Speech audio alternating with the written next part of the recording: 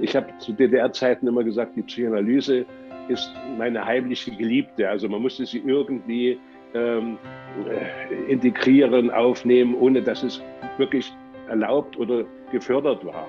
Ja, es steigt eine Katze auf den.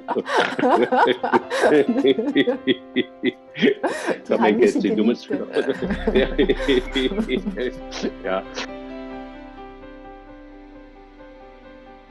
Ich habe Sie eingeladen, weil ich Sie in einem Gespräch, im Interview letztens gehört hatte. Und da Ja. haben Sie doch tatsächlich gesagt, die Psychotherapie erleidet eines der schwersten Fehlentwicklungen momentan.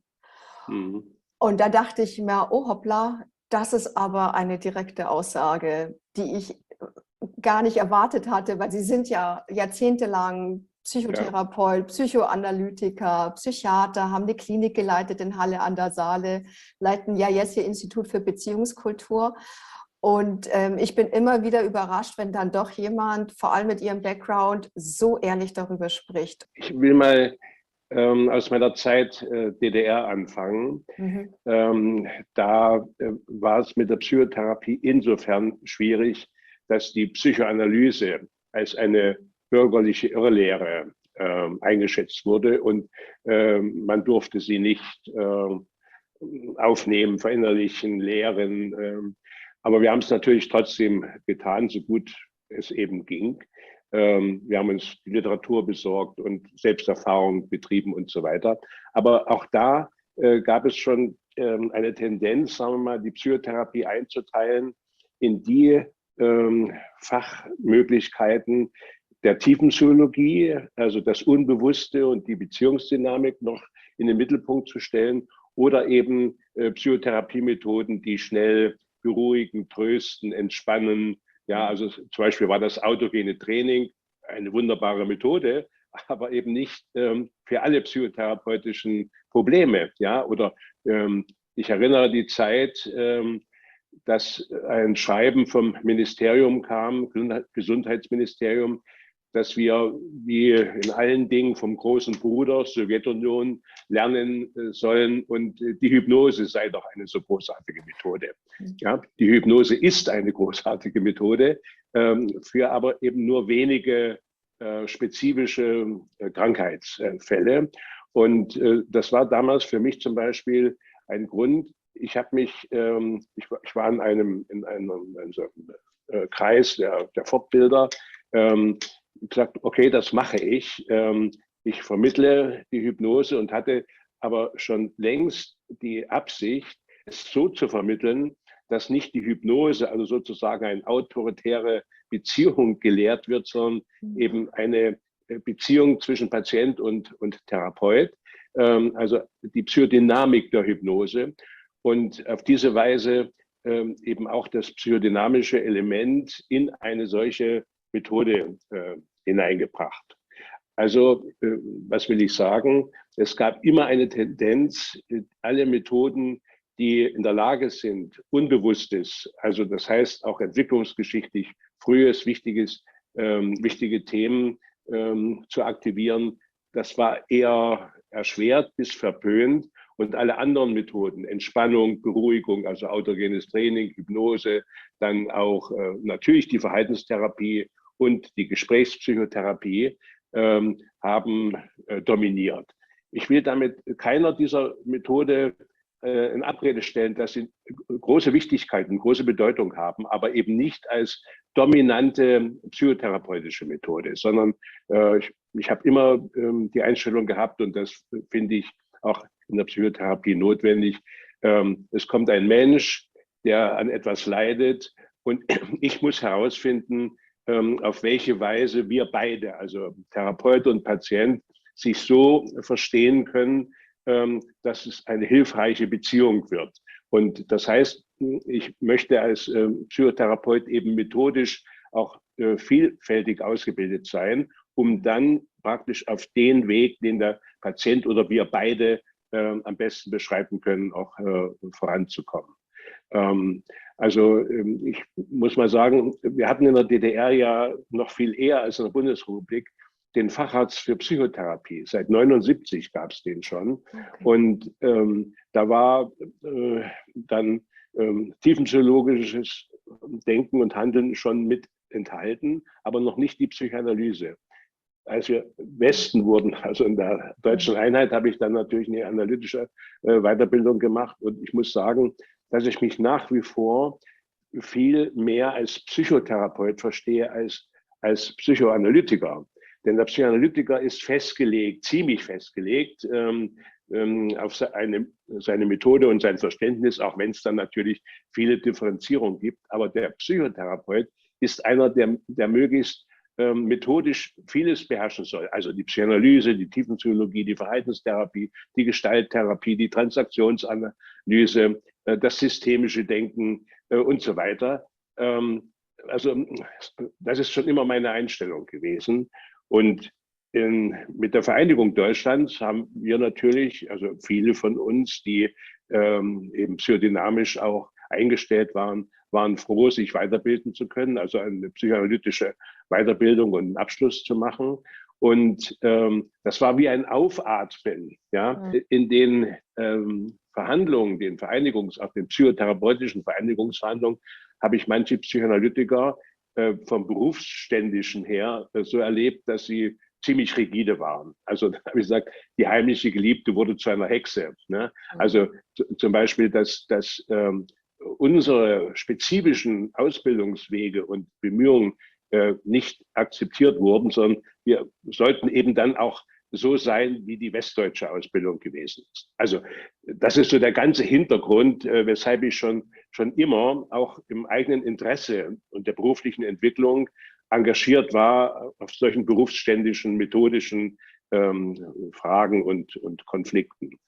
Und mittlerweile ist es ja so, dass auch jetzt die psychoanalytischen, die tiefenpsychologischen Methoden eher also geringer werden in der Anwendung, dass in der Ausbildung sehr viel mehr Verhaltenstherapie lernen.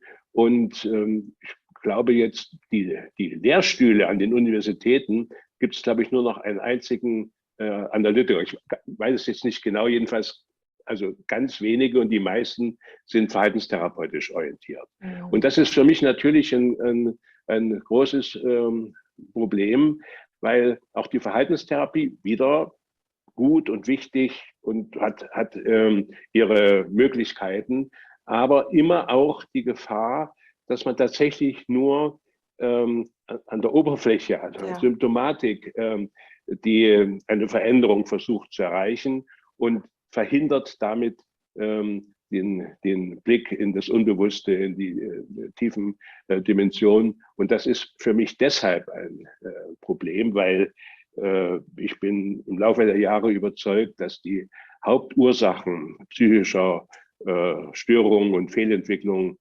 in der frühen Kindheit liegen, also das, was wir Frühstörung nennen oder die Strukturstörung der Persönlichkeit. Es gibt fast nichts anderes. Also wenn man genauer hinschaut, hat man es mit Frühstörungen zu tun. Und deshalb ist also ein tiefenpsychologischer Blick und Methodik zur Bearbeitung dieser Probleme ganz wichtig. Und wenn man das zurückdrängt und wirklich nur noch an der Oberfläche das Verhalten versucht zu verbessern, dann sehe ich das fast als ein politisches Problem an, in dem Sinne, dass man nicht will, dass die Menschen wirklich die Ursachen ihrer Problematik, ihrer Konflikte, ihrer Fehlentwicklung verstehen. Und damit werden sie ja zu kritisch eingestellt, zu sich selbst, zu der eigenen Lebensgeschichte und damit natürlich auch kritisch eingestellt zum sozialen Umfeld und letztlich auch zur gesellschaftlichen Situation. Deshalb sage ich immer, ein Psychotherapeut muss im Grunde genommen politisch sein, also nicht parteipolitisch, sondern er muss die gesellschaftlichen Lebensbedingungen, die sozialen Verhältnisse, die Werte, so wie Menschen behandelt werden, in sein Denken und sein Verstehen seiner eigenen therapeutischen Arbeit einbeziehen. ich will mal so sagen, es war schon zu DDR-Zeiten so, wenn es gelang, einem Menschen zu helfen, sich besser zu verstehen, also um seine Beschwerden, seine Schwierigkeiten besser zu verstehen, dann ging es ihm subjektiv wesentlich besser. Aber zugleich war er dadurch nahezu politisch subversiv geworden, ja, weil er in der Erkenntnis und Veränderung für sich selbst auch erkannt hat, welche sozialen Einflüsse Staat, Politik, Schule, natürlich in der DDR Kindergarten und letztlich dann auch die Eltern auf seine Entwicklung genommen haben. Und wenn man sich wohler fühlte mit einer größeren Identität und einem größeren Wissen von sich selbst, dann hat man natürlich auch eine kritische Einstellung zum sozialen Umfeld gewonnen und will das verändern. Im Privaten geht das ja immer noch, ne? Also Familie, Partnerschaft, Freundschaften, obwohl manches dann eben auch leider verloren geht, weil die Beziehungspartner nicht in der gleichen Weise mitziehen. Aber wenn es dann eben um gesellschaftliche Werte geht, war man zu DDR-Zeiten plötzlich politisch subversiv mit dieser gewonnenen größeren Identität.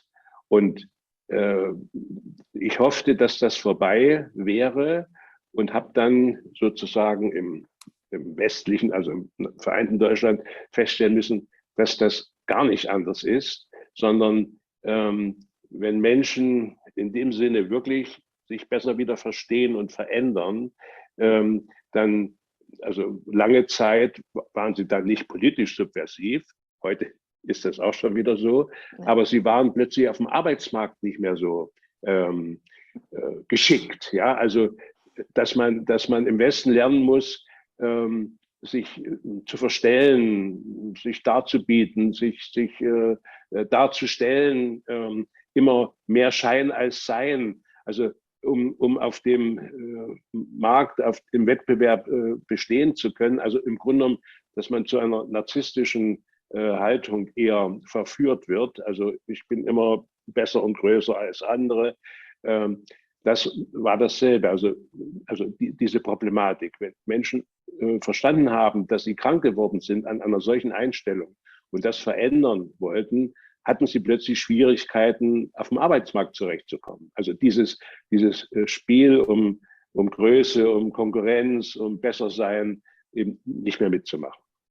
Ich kenne all das, was Sie gerade erzählt haben, aus meiner eigenen persönlichen Lebensgeschichte. Ja.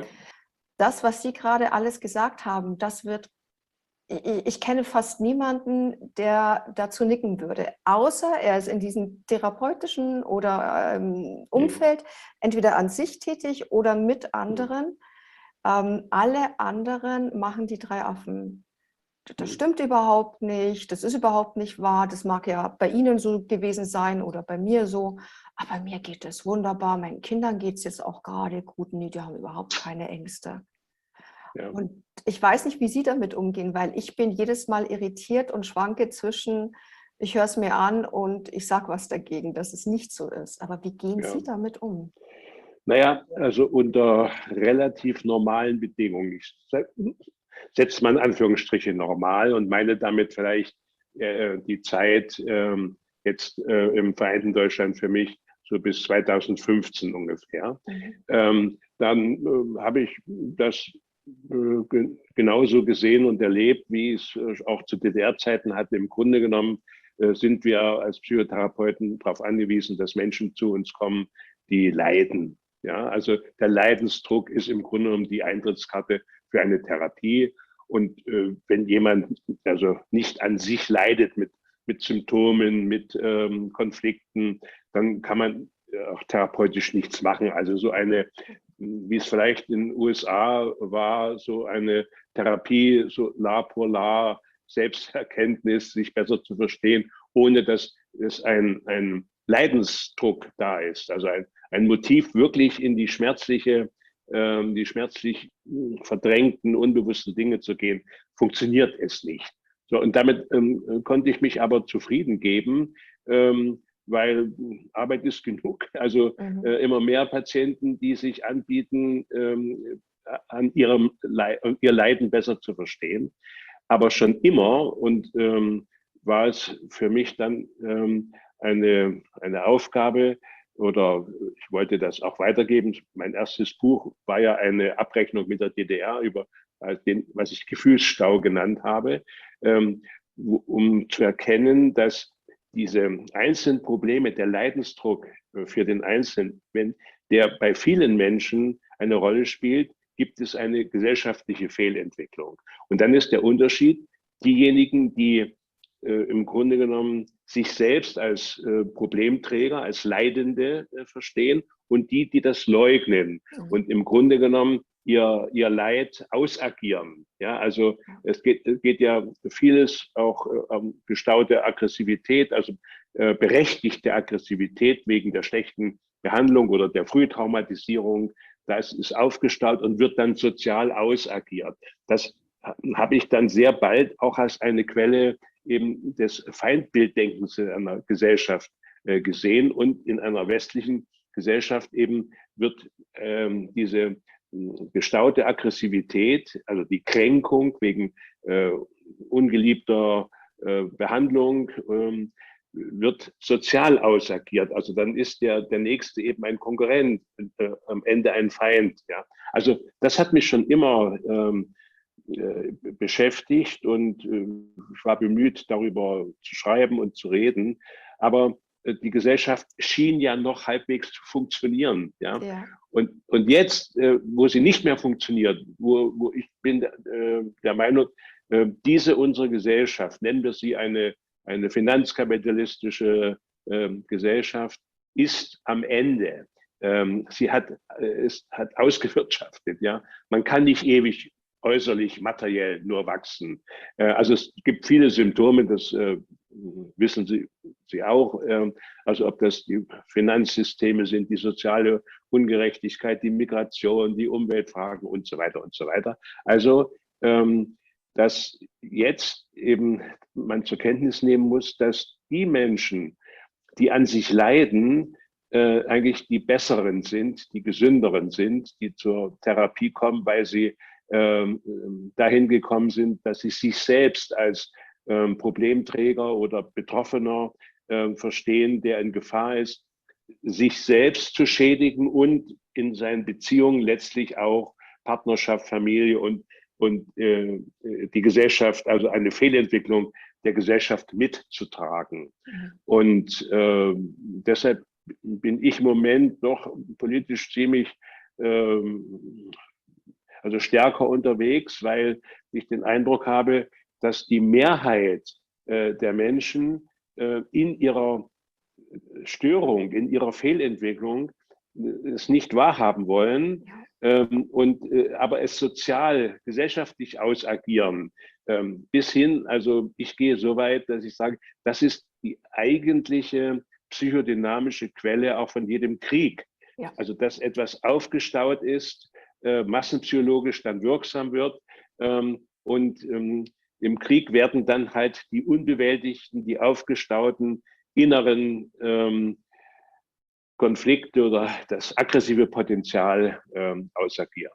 Und ja, im Moment ist es so, die Menschen, die zur Therapie kommen, halte ich eben für die gesünderen, weil sie in der Lage sind, also jetzt mal im ganzheitlichen Sinne. Ne? Natürlich sind sie, wenn es ihnen schlecht geht, mit Angstzuständen, mit Depressionen, sind sie Kranke. Aber im systemischen Denken sind es für mich die Gesünderen, weil sie anfangen, sich selbst als Betroffene zu begreifen, gegenüber denen, die immer sagen, na, ich bin doch in Ordnung, das sind doch die anderen, die es mir schwer machen oder die Verhältnisse, die also im Grunde genommen ihre eigene Problematik projizieren. Und da das die Mehrheit ist und diese Mehrheit eben das organisieren, was ich eine Normopathie nenne, also eine gesellschaftliche Fehlentwicklung, wo das Pathologische für normal gehalten wird, nur weil das eine Mehrheit betrifft. Das sehe ich als die eigentliche Gefahr der Entwicklung. Und wir müssen ja nicht weit ausholen. wir kennen noch, also ich bin ja noch im Nationalsozialismus geboren, ich bin 43 noch geboren, habe also praktisch diese ganzen Nachwirkungen noch erlebt und die Auseinandersetzung, wie konnte das sein? Ja, dann habe ich den DDR-Sozialismus erlebt, wieder dasselbe, massenpsychologisch, also selbe massenpsychologische Mechanismen, wie Menschen gemeinsam eine Fehlentwicklung gestalten und tragen. Und heute ist es für mich eben eine narzisstische Normopathie und mit der Gefahr, das erleben wir ja gerade, dass es schwerste gesellschaftliche Störungen, Zerstörungen gibt. Und das lässt mich natürlich nicht ruhig bleiben. Also Ihre Frage, was mache ich? Ich versuche im Einzelnen für mich und Patienten und Freunde weiter therapeutisch tätig zu sein. Das heißt immer, die eigenen Frühstörungsanteile nicht zu verleugnen und immer mal wieder gefühlsmäßig zu verarbeiten und mit diesem Wissen, so gut es geht, in die Öffentlichkeit zu gehen, um andere Menschen zu ermutigen oder zu erreichen, eben sich besser als Mitläufer und Mittäter einer pathologischen Gesellschaftsentwicklung zu verstehen.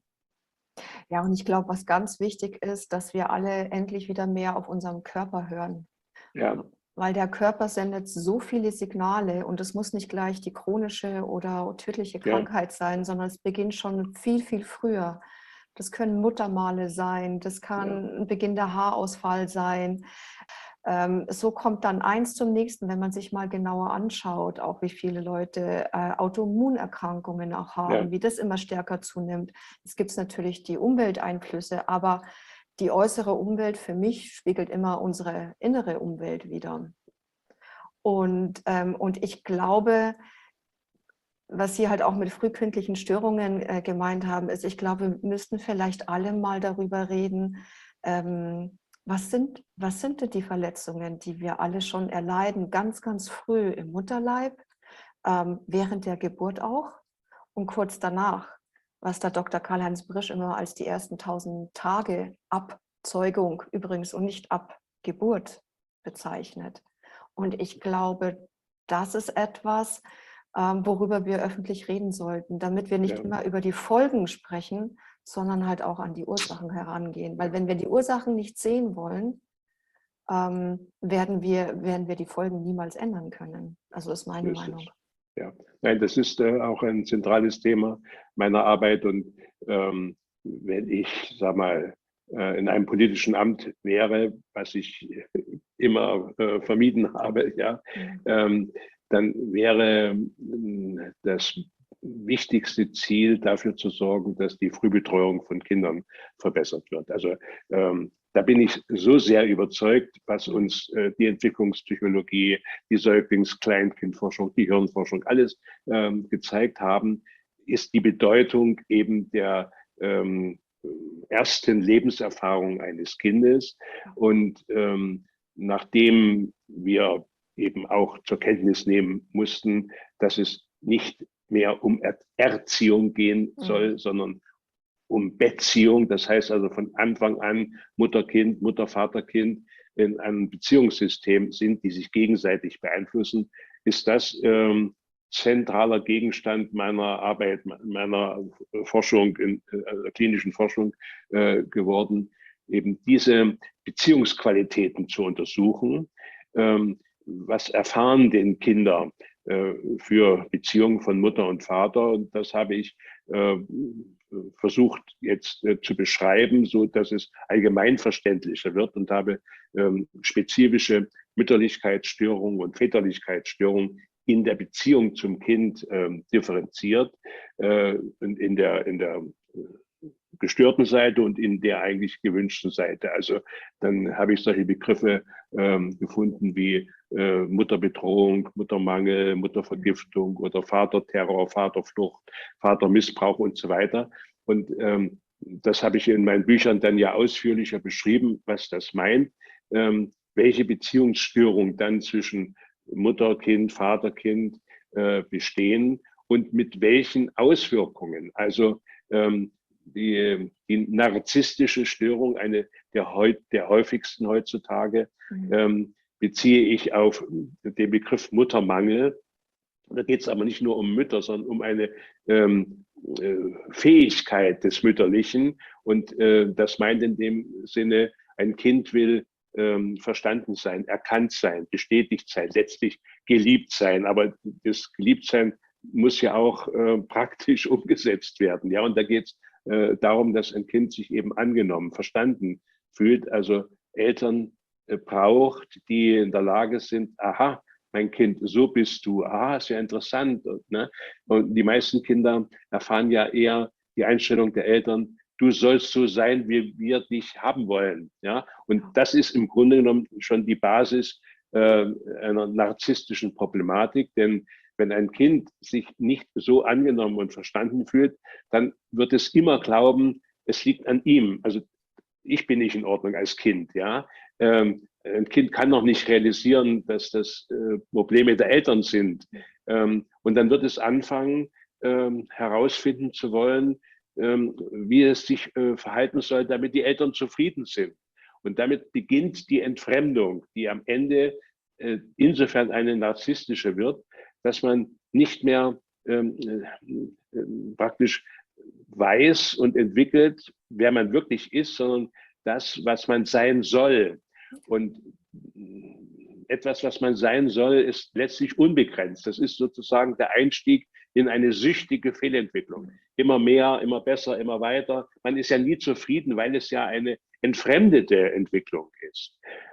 Also von daher ist das ein zentrales Thema, also sowohl meiner therapeutischen Arbeit als auch das, was ich versuche, in die Gesellschaft kritisch hineinzutragen, im Verständnis, wie wichtig das ist, dass die Qualität der ersten Beziehung, und das beginnt tatsächlich Schwangerschaft, Geburt, natürlich. Also wenn man nur heute bedenkt, dass zunehmend fast über 30% der Kinder per Kaiserschnitt geboren werden, wo es überhaupt nicht notwendig ist. Also nichts gegen Kaiserschnitt, wo medizinischer Notstand ist, aber einfach nur so aus Bequemlichkeit oder weiß ich, um einen Termin zu schaffen oder weiß die Ärzte, für die ist es lukrativer oder weiß ich. Also dass es dann überhaupt kein Gefühl mehr gibt, welche Traumatisierung bereits der Kaiserschnitt bedeutet.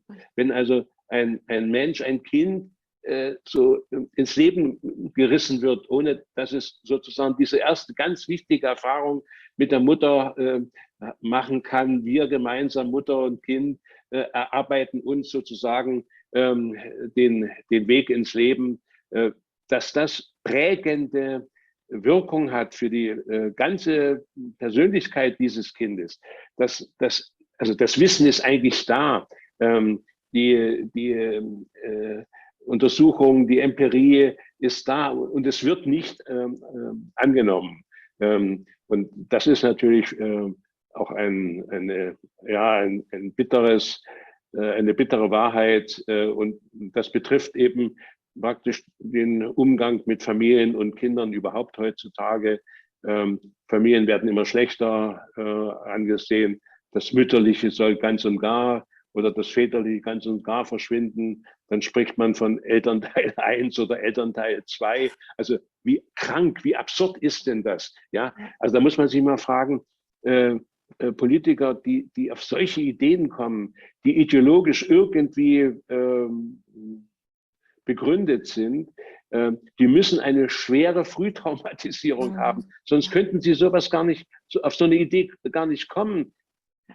Und ihre eigene Verdrängung für ihr Schicksal führt dann dazu, dass sie auf solche absurden Ideen kommen oder eben praktisch das in die Politik umsetzen, was sie möglicherweise selbst erlitten haben, nämlich, dass Kinder schlecht behandelt werden, nicht verstanden werden, dass es eine zu frühe Trennung gibt von Mutter und Kind, eben, dass die Fremdbetreuung, Krippenbetreuung favorisiert wird und so weiter und so weiter. Also das sind für mich große Themen, praktisch auch als zentrale Grundlage gesellschaftlicher Fehlentwicklung. Wenn man Kinder auf diese Weise früh traumatisiert oder eben eine Entfremdung herbeiführt, wird man immer eine Pathologie der gesellschaftlichen Entwicklung haben, wenn das als Massenphänomen dann eine Rolle spielt. Also die Normopathie ist praktisch die Folge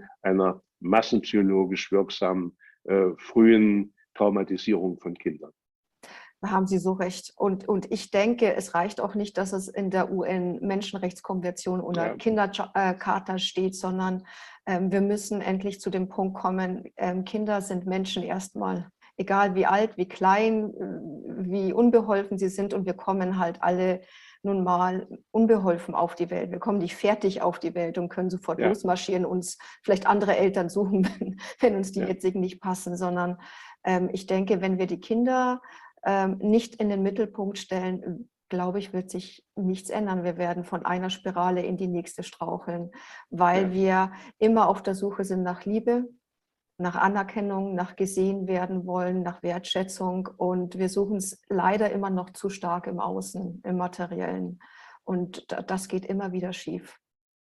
Naja, dass überhaupt eine Tendenz sich so ausweiten kann, wie in einer narzisstischen, kapitalistischen Gesellschaft, dass man sein Glück im Außen sieht, ist dann letztlich die Folge.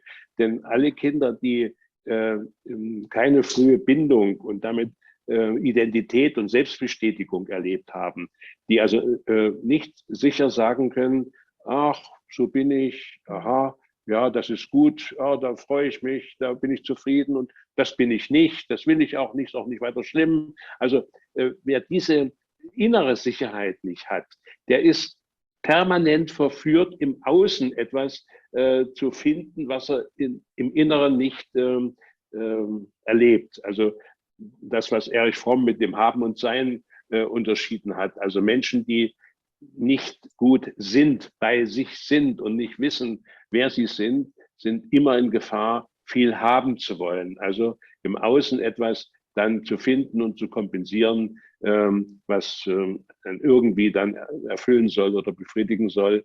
Und wir wissen, diese Außenerfolge können natürlich auch mal zufrieden machen oder stolz machen oder so, aber immer nur für kurze Zeit. Das ist wie eine Droge. Ja, die wirkt dann und wenn die Wirkung abklingt, dann muss es schon wieder fortgeführt werden. Also das ist dann die Tendenz dieser sogenannten Leistungs- und Wachstumsgesellschaft, in der wir gerade sind oder in die Krise gekommen sind. So verstehe ich den Zusammenhang und deshalb ist es so wichtig, im Grunde genommen eine Politik für die Kinder, für die frühe Kindheit zu machen. Und der Ausspruch, wer praktisch über die Kinderstube herrscht, der herrscht auch letztlich über die Gesellschaft. Ja? Und wenn man das so anwendet, wie es heute in der Realität ist, dann kann man sagen, politisch werden Familien, werden Eltern, werden Kinder so schlecht behandelt, dass garantiert ist, dass wir wieder eine autoritär Gesellschaft oder gehorsame Menschen, die sich gerne unterwerfen, die abhängig geblieben sind, die folgsame Mitläufer einer pathologischen gesellschaftlichen Entwicklung sind. Wenn man bei den Kindern auf diese Weise anfängt, wie es gerade geschieht oder eben schon seit längerem geschieht, kann man sicher sein, dass man die Pathologie einer Gesellschaft, eine normopathische Entwicklung sichert. Wie können Sie sich erklären, weil ich bin wirklich entsetzt, was die Kitas anbetrifft, dass die jüngere Generation da ohne Vorbehalt, ohne Probleme ihre Kinder, egal wie früher oder später, einfach in die Kitas abgibt, ohne ein Gefühl dazu für haben, wie wichtig die Bindung zur Mutter ist und wie wichtig diese Innigkeit noch ist. Ich meine, ich bin früher selber sehr, sehr früh abgegeben worden, was zu damaligen Zeiten in der BRD ein absolutes Novum war. In meinem Fall mussten beide Eltern arbeiten und wollten auch, ja, nicht nur mussten, wollten auch. Aber heutzutage, wo der finanzielle Aspekt teilweise auch wieder eine Rolle spielt. Aber was mich noch eher irritiert, ist ein absolut fehlendes Bewusstsein für die Bedürfnisse der Kinder, obwohl es so viel Literatur gibt, obwohl es so viele Gespräche darüber gibt, obwohl, also an Informationen mangelt es ja nicht mehr. Ja. Das ist das tragische Zusammenspiel von zwei Faktoren. Der wichtigste ist wohl der, dass junge Familien, junge Mütter, junge Väter, die keine Probleme haben, ihr Kind zu früh abzugeben, sie tun das als Folge ihrer eigenen Lebenserfahrungen. Also würden Sie, also sagen wir, Sie haben keine bessere, tiefere innere Einstellung zum Kind, weil sie es selbst nicht erlebt haben. Also deshalb ist es für sie normal, da diese tiefere Bindung in ihnen gar nicht vorhanden ist, aufgrund der eigenen Erfahrung in ihrer Kindheit, haben sie keine Probleme, das Kind abzugeben. Es ist eher, die Tragik liegt eher darin, wenn es dann gelingen sollte, möglich sein sollte, dass eine tiefere Bindung entsteht, dass diese Eltern eher in die Not kommen dadurch, verunsichert sind, verlegen sind, weil sie gar nicht wissen, wie das sein kann. Also sie haben es selbst nicht erlebt. Und deshalb fällt es ihnen nicht schwer, im Grunde genommen, ihren Kindern dasselbe anzutun, was sie auch erlebt haben. Auch das heißt nicht, dass sie vielleicht auch sehr früh in der Krippe waren, aber es würde schon genügen, wenn es Kinder wären, die auch, wenn die Eltern zu Hause waren, eben auch Eltern hat, die diese Bindung nicht herstellen konnten, nicht in der Lage waren. Also das ist der eine Faktor, die Betroffenheit und damit die Abwehr des eigenen Leides und damit die Möglichkeit, das unbewusst an die eigenen Kinder weiterzugeben. Ja, und das Zweite ist, was da entgegenkommt, das ist ein Zusammenspiel, das ist die politische Propaganda, das ist dass das modern sei, dass Muttersein mittelalterlich sei, und dass man Nachteile hat, wenn man eine Zeit lang bei den Kindern bleibt, also Nachteile in der sozialen, beruflichen Entwicklung und so weiter. Also das ist eine volle ideologische Propaganda, die da betrieben wird, die eben für mich eben das Zeichen dafür ist, dass diejenigen, die heute diese Familien- oder Kindheitspolitik, Sozialpolitik betreiben, sie müssen eigentlich eine schwere Fehlentwicklung haben, eine narzisstische Störung haben. Sonst könnten sie eine solche Politik nicht machen. Sonst hätten sie ein Gefühl dafür, was sie den Kindern antun, wenn propagiert wird, dass eben eine frühe Trennung in Ordnung ist und die Frauen Karriere machen sollen. Ja, ist noch nichts dagegen. Natürlich sollen Frauen Karriere machen, aber nicht auf Kosten der Mütterlichkeit. Das ist doch eines der höchsten Güter, die man haben kann. Und wie ich meine, als Mutter und als Vater auch eines der wichtigsten Lebenserfahrungen, des Lebensglücks, der Lebensaufgabe, des Lebenssinnes, dass man Eltern ist und im Grunde genommen in dieser Funktion dafür sorgt, dass die nächste Generation sich gut leben kann. Also jetzt vor allen Dingen auch im beziehungsdynamischen Sinn. Ja, also ich sehe dieses Zusammenspiel. Ja, ich denke, genau das, was Sie auch gesagt haben, Mutter sein oder Vater sein, ist letztendlich das Größte und das Schönste und Abenteuer, das wir im Leben überhaupt haben können. Und es ist wie, ich kann in der Theorie darüber reden, aber wenn ich selber mal in der Praxis ankomme und selber mal älter bin, jeder sagt, alle Vorstellungen werden in den Müll geworfen, weil nichts davon stimmt mehr. Und ich muss letztendlich erfahren, was das für mich überhaupt bedeutet. In mir zum Kind, zur Partnerschaft, da ist so viel am Laufen Und de facto wird alles von außen wegnivelliert, schön fotografiert, in Abrede gestellt. Wenn ich nicht wüsste, dass es vor mir, neben mir und nach mir auch noch Eltern gibt, würde ich sagen, ich habe manchmal das Gefühl, als wenn ich ganz alleine da wäre und mit mir alleine reden würde, weil es ist diese Gespräche finden nicht statt. Ja. Wie ist das möglich? Das kann doch nicht sein, ja. Ja, die Gespräche würden ja eben einen kritischen Inhalt eröffnen. Also etwas, wo man dann sagt, naja, ich bin selbst betroffen und das hat in meinem Leben doch nicht so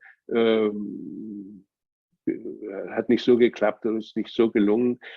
Wir wissen ja in der Therapie auch, wenn Menschen kommen mit akuten Beschwerden und Nöten, dass am Anfang fast immer bei der Frage, wenn man anfängt über die Entwicklungsgeschichte, wir hatten eine schöne Kindheit. War alles gut. Nein, an der Kindheit liegt es nicht. Und die Eltern waren bemüht und so weiter. Also das ist fast automatisch so. Ja? Und da beginnt im Grunde genommen dann eine schwierige Arbeit, allmählich das aufzuweichen, diese Abwehr, dieser Panzer vor dem Wiedererinnern und Wiedererleben dessen, was nicht gestimmt hat, was nicht gut war. Und das ist, ja, wenn man so will, auch Gott sei Dank eine Gnadenfunktion unserer Seele, dass man das Bittere, das Schmerzliche, das Traumatische eben verdrängen kann, verleugnen kann, sogar abspalten kann. Sonst könnte man oft gar nicht überleben. Ne? Aber so wird aus Leben ein Überleben. Wir leben dann nicht mehr richtig, weil wir überleben lernen mussten. Und das heißt, das Traumatische, das Schmerzliche, das Bittere, das Defizitäre, das Kränkende muss verleugnet werden, muss unterdrückt werden. Und wir wissen, das ist ja im Grunde genommen die Basis unserer Arbeit. Daran werden Menschen krank und wir sind bemüht, eben dieses verdrängte, verleugnete wieder allmählich ins Bewusstsein zu bringen. Und das ist immer ein anstrengender, ein schmerzlicher, ein bitterer Weg, der mit viel Traurigkeit, Schmerzlichkeit, mit viel Empörung verbunden ist. Und weil das so schwierig ist, weil die Frühtraumatisierung, ich sage es mal gerne so, geholfen hat zu überleben. Ja. Also dass es oft um Leben und Tod geht. Also wenn es mag jetzt übertrieben klingen, aber aus meiner therapeutischen Arbeit weiß ich das.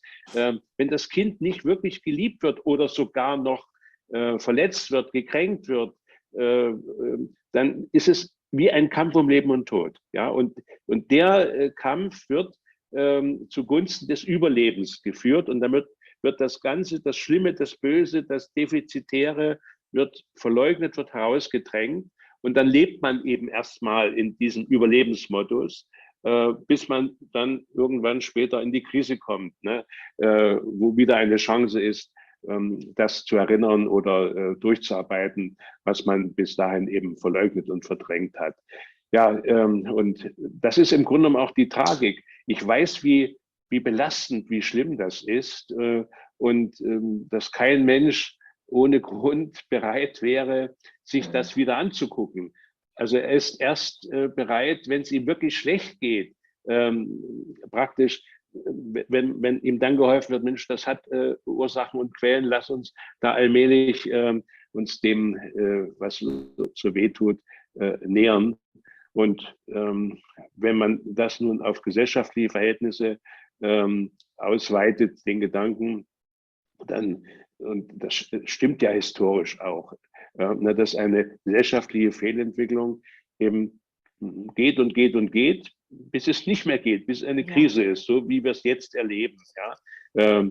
Und also wir haben eine Krise durch die Pandemie, aber die ist nicht die Ursache, sondern sie wird auch benutzt. Wir haben eine Finanzkrise, wir haben eine Umweltkrise, wir haben eine Migrationskrise und so weiter, als Symptome einer gesellschaftlichen umfassenden Fehlentwicklung.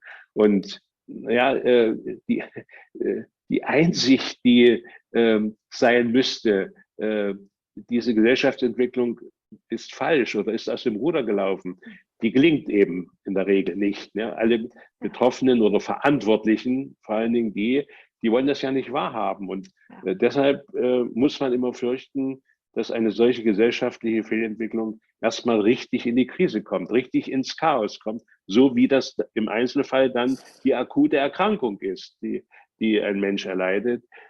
Und das sind natürlich Gedanken, die können einem nicht beruhigen oder gar erfreuen, dass das so ist, sondern da muss man immer fürchten, na, das steht uns mitunter noch Schlimmes bevor. Ja, das ist meine Befürchtung auch. Gleichzeitig hoffe ich immer, dass es vielleicht doch nicht so Ja, kommt. So, die Hoffnung stirbt zuletzt. Aber was könnten wir, die wir zumindest darüber Bescheid wissen, und ich meine jetzt nicht nur in der Theorie, sondern wirklich in der Praxis, weil es geht hier um das praktische Wissen, erstmal an sich selber, der eigenen Lebensgeschichte und dann mit den anderen zusammen. Was können wir eigentlich machen? Weil ich meine, in Deutschland werden Parteien gegründet, rauf und runter. Ja, daran mangelt es uns nicht. Wir haben nicht das System wie in Amerika, wo jetzt die Frage steht, kommt vielleicht eine dritte Partei? Also wir hatten allein in 2020 11, glaube ich, neue Parteien, die gegründet worden sind. Aber nirgends lese ich genau das, worüber wir gerade geredet haben, was wir beide als das Zentrale empfinden. Ja. Und ich frage mich dann immer, außer im Kleinen und im Umfeld, was können wir machen? Ja, es gibt solche und solche Parteien und wenn sich neue bilden, die jetzt meinetwegen das Basisdemokratische in den Mittelpunkt stellen, wunderbar, dass das auf diese Weise thematisiert wird. Aber wenn man so ins Politische geht, ist das immer eine Gefahr, dass man innerseelische Sachen jetzt politisiert und nach außen drängt, ohne das innerlich bewältigt zu haben.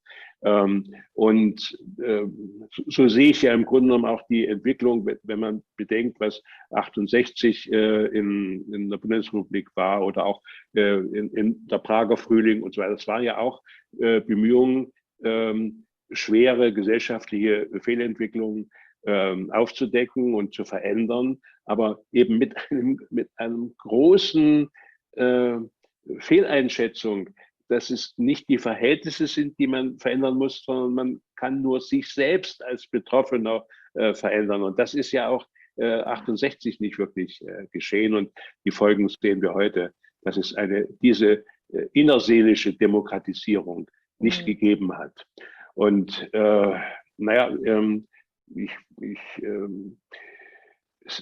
also was ich für mich tue, und Sie fragen mich und meine Antwort ist immer das Wichtigste ist, dass wir bemüht bleiben, zunächst im kleinen Kreis, sehr persönlich, Kontakt zu pflegen, was ich Beziehungskultur nenne. Also das heißt, dass man sich immer wieder Menschen sucht und trifft, mit denen man wirklich unverstellt, also ohne Maske, also nicht nur diesen Lappen vor dem Gesicht, sondern eben auch ohne soziale Maske sich treffen kann. Und das heißt, dass ich mich so unzensiert mitteilen kann, was in mir wirklich gerade los ist. Und das mag auch Lächerliches sein, Peinliches sein, Schlimmes sein, Böses sein. Das ist ja alles in uns. Und je mehr wir davon verbergen, umso schlimmer ist es für mich selbst und für mein Sozialverhalten. Also wenn ich mir solche Gelegenheiten schaffe, dass ich mich so wirklich ehrlich machen kann, mich mitteilen kann und Beziehungspartner habe, die in der Lage sind, ich sage mal, nur zu empfangen, also aufzunehmen. Also ich bin zum Beispiel einer, der sich auch gedanklich und emotional entwickeln kann, wenn ich in Beziehung bin. Ich muss also empfangen werden. Wenn ich nur für mich alleine bin, dann kann ich mir was denken, aber es gibt keinen Fluss. Ja. Es muss ein beziehungsenergetischer Fluss sein um sich gedanklich und emotional zu entwickeln. Und das ist etwas, was man pflegen kann. Es hat der Michael Lukas Möller wird Ihnen ja vielleicht noch was sagen, der diese Zwiegespräche für Partnerschaftskrisen entwickelt hat.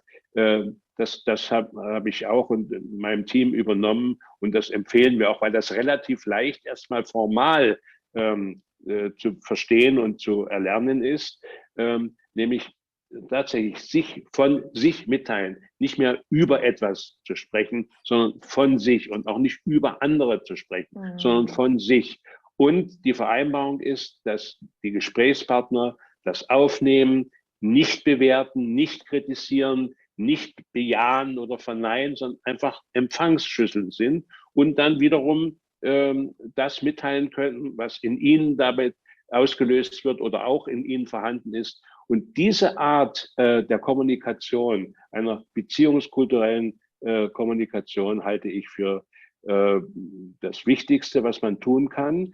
Also auch um schlimme Verhältnisse halbwegs zu überleben und weniger in Gefahr ist, Mittäter, nur Mitläufer zu sein, sondern eben seine eigene Position besser zu verstehen und was für mich immer ganz wichtig ist, auch die eigene Würde damit zu wahren. Also dass ich wirklich so bin und mich selbst so erlebe und zeigen kann, wie ich wirklich bin. Also unverstellt und möglichst nicht entfremdet.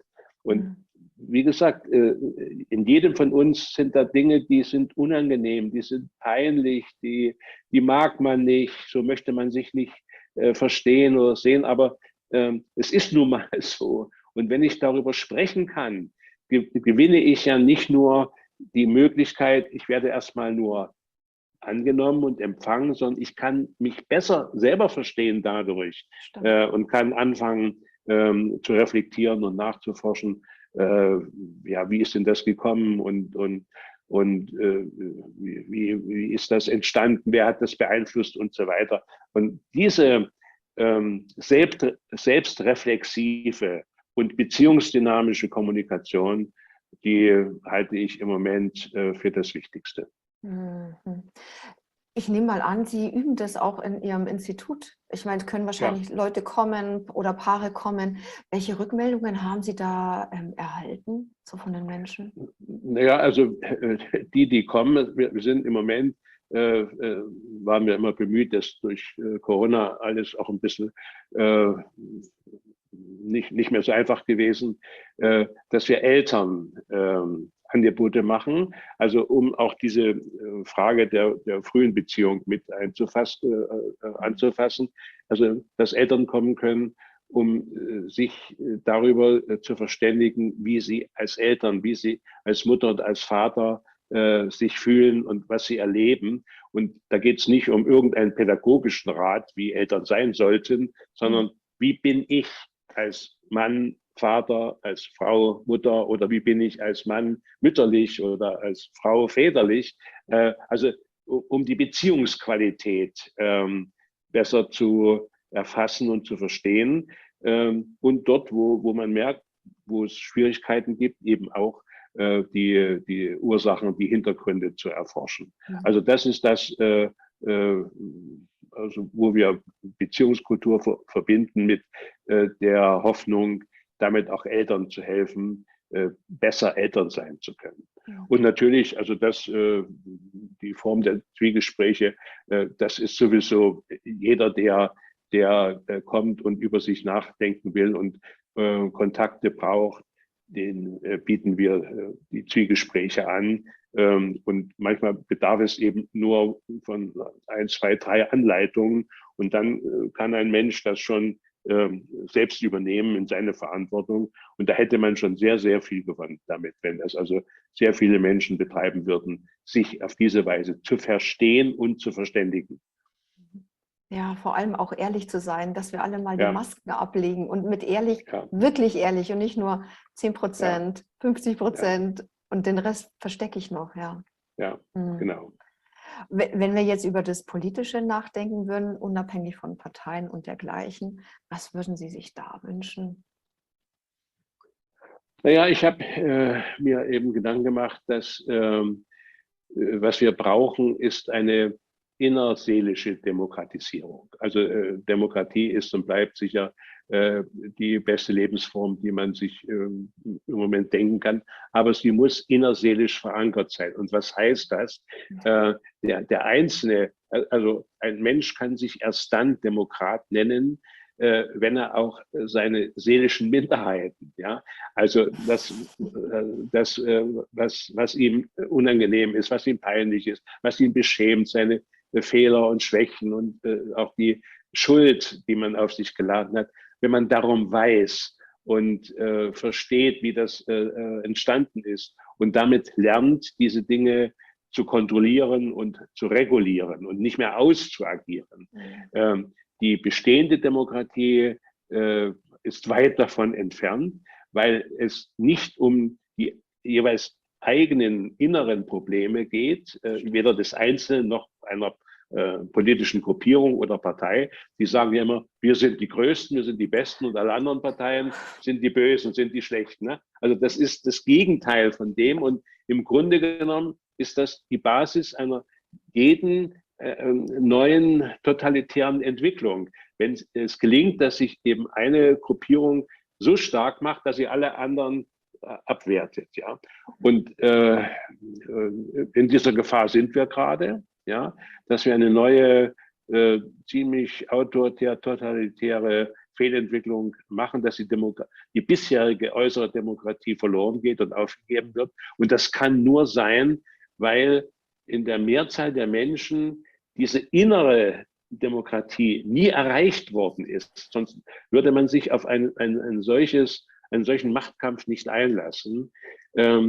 Also dafür zu sorgen, dass Menschen wirklich Demokraten sein können, in dem Sinne, dass sie ihre eigenen Fehler und Schwächen bei sich belassen können und nicht projizieren müssen. Sag mal, der wirkliche Demokrat braucht keinen Feind. Ja, er kann sagen, der andere, okay, der ist schwierig oder anders oder es gefällt mir nicht, aber er muss ihn nicht zum Feind machen. Er kann nämlich verstehen, weshalb ein anderer anders denkt und aus welchen Gründen diese Unterschiede bei einem selbst und bei anderen besteht. Und natürlich, es gibt Gesetze und wenn jemand sich so verhält, dass es strafrechtlich relevant ist, dann ist das dadurch gesichert. Ich muss ihn deshalb nicht bekämpfen. Also im Moment in einer Gesellschaft, die so voller Hass und Hetze ist, dass jeder Andersdenkende, jeder Kritiker der Politik mit den schlimmsten Schimpfworten bekämpft wird oder sogar der wissenschaftliche Disput nicht mehr zugelassen wird, ist in meinen Augen eine Symptomatik einer wirklich kranken gesellschaftlichen Entwicklung, die Erfolge eben einer nicht demokratisch in den Menschen verankerten Situation ist. Wir haben alle einen an der Waffel, möchte ich jetzt einfach mal auch positiv ausgedrückt sagen. Es ist nicht, ich weiß, dass Trauma oder frühkindliche Störung ganz grauenhaft klingt und man möchte das am liebsten immer weg von sich schieben. Aber ich würde fast dazu einladen zu sagen, können wir uns nicht genau in diesen Schwächen und Verletzungen miteinander treffen und austauschen? Wäre das nicht ganz wunderbar? Das wäre das Beste. Ja. Sie sagen es, also wenn es möglich wäre, dass jeder Mensch eingesteht und akzeptiert, dass er einen an der Waffel hat. Ja, das heißt also eben Opfer auch einer Entfremdung ist, dass er nicht hat so werden können, wie es nach seinen Anlagen und Möglichkeiten und Begrenzungen gegeben ist. Also sich irgendwie hat anpassen müssen, dadurch entfremdet worden ist und dadurch eigentlich an der Waffel hat. Ja. Ja, wenn man davon ausgehen könnte und da wäre viel zu tun, darüber kann man viel schreiben, das kann man erklären, das kann man medial aufbereiten. Also das wäre schon eine große Chance, dass es etwas besser würde, auf dieser Welt, aber das Gegenteil geschieht. Und man muss mal sagen, die am meisten an der Waffel haben, die sind an der Macht. Und das ist das Problem. Ja, Ja, aber in dem Fall nehme ich wieder das Wort Demokratie von Ihnen aus. ja, Demokratie. Also wir ja, wir ja, sind nicht nur das Volk, wir sind alle Menschen. ja, Und ja. wir sind alle in einer Menschheitsfamilie, wie Daniele Ganser das immer so wunderschön sagt. Und wir können die Kraft, die wir haben, ich sage jetzt mal bewusst nicht Macht, ja, in unseren Händen halten. Ja.